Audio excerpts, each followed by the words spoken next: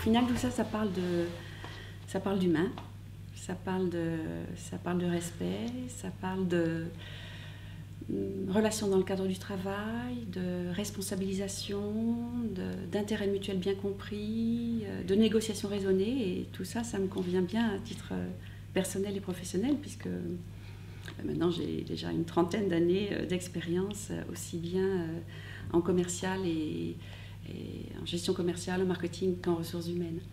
Et donc du coup, j'ai fait une proposition au DRH Corporate pour voir si cet outil de la médiation, qui est une autre manière de traiter les différents relationnels en l'occurrence, sur les risques relationnels comme je les ai appelés, pourrait être intéressante pour l'entreprise, parce que c'est vrai, nous avons des politiques managériales, amélioration du dialogue social et prévention des conflits, qualité de vie au travail et risques psychosociaux. Il y a des formations, il y a des diagnostics, etc.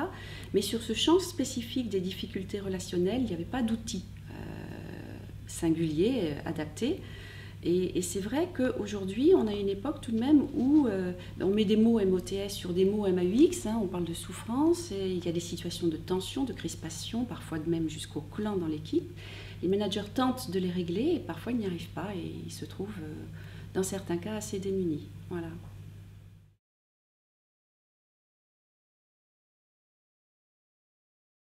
J'ai envie de dire qu'il n'y a pas tellement eu d'obstacles, parce qu'en fait, ce projet, cette mission, je l'ai gérée comme un projet en tant que tel, donc avec une phase d'émergence pour identifier les difficultés qu'il y aura à dépasser, pour mesurer les freins, les risques, les atouts.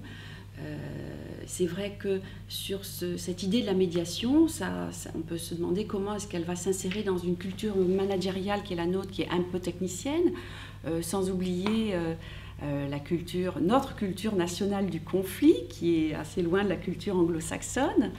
Donc c'est une stratégie de petits pas qui a été utilisée avec phase d'émergence, expérimentation et puis preuve par l'exemple. Et donc du coup, c'est dans la phase d'émergence que tout ça a été travaillé. D'abord, s'approprier le concept de médiation, parce qu'au final, est-ce que c'est un médiateur qui donne un avis? Est-ce que c'est un médiateur facilitateur qui n'en donne pas? Est-ce qu'il y a un besoin dans l'entreprise? Et très très peu d'entreprises en fait ont un regard sur le nombre de conflits relationnels, et pourtant il y en a, même si on veut parfois le cacher. Est-ce que c'est pertinent pour compléter les outils qui existent déjà dans les politiques managériales, qualité de vie au travail, les atouts, les risques, les freins, et puis au final, sur ce type de projet, il faut se rechercher des alliés. Il faut se rechercher des alliés. Donc moi, j'ai eu un sponsor de très haut niveau qui est la DRH adjointe, et puis rapidement, il y a des volontaires qui avaient la même conviction que moi par rapport à la médiation qui sont venus me rejoindre. Ah, alors là, c'est peut-être là qu'il y a une réelle difficulté, un obstacle, je ne sais pas, mais une réelle difficulté, parce qu'en fait, la mesure des effets de la médiation, des médiations et le retour sur investissement, il y a peu d'entreprises au jour d'aujourd'hui qui travaillent sur ces conflits relationnels, il y a peu d'outils pertinents dans ce genre de situation, d'action de type sociétal. Il y a des tentatives, des modèles qui existent de rationaliser un peu l'approche, par exemple avec une évolution du taux d'absentéisme, mais ce sont des analyses multifactorielles, donc les hypothèses sont légitimement questionnables. Et en fait, nous, on est plutôt en train de prôner la sensibilisation des managers sur les risques pénaux, sur les coûts des conflits, les coûts humains d'une part, avec tout ce qui est malaise, souffrance, démotivation, taux d'inefficacité, et si le conflit n'est pas traité, risque humain.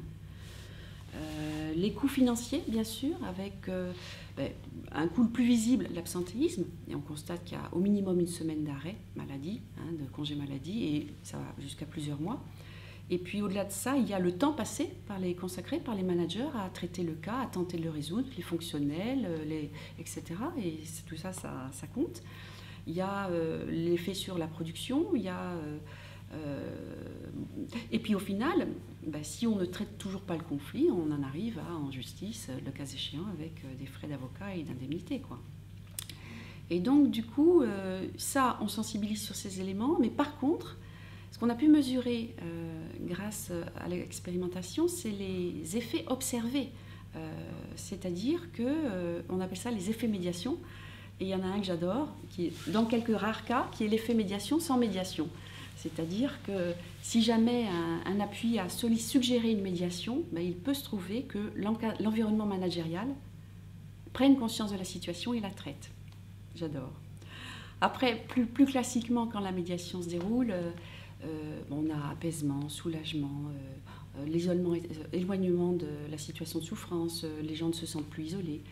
Et puis quand les réunions collectives aboutissent, elles aboutissent soit à une restauration de la relation, et ça fait du bien, y compris aux personnes concernées, mais aussi à leur entourage, soit à l'accélération d'une décision de séparation. Et ça aussi, c'est une bonne chose parce que, au contraire d'une solution classique d'entreprise qui est la mutation et qui parfois aboutit à importer le problème ailleurs, eh bien de travailler sur cette séparation, de travailler sur les conditions de sa mise en œuvre, sur la compréhension de ce qui a amené à cette situation difficile, va faire que les personnes vont faire leur deuil et prendre conscience de certaines choses et vont pouvoir poser leur sac et repartir d'un bon pied ailleurs.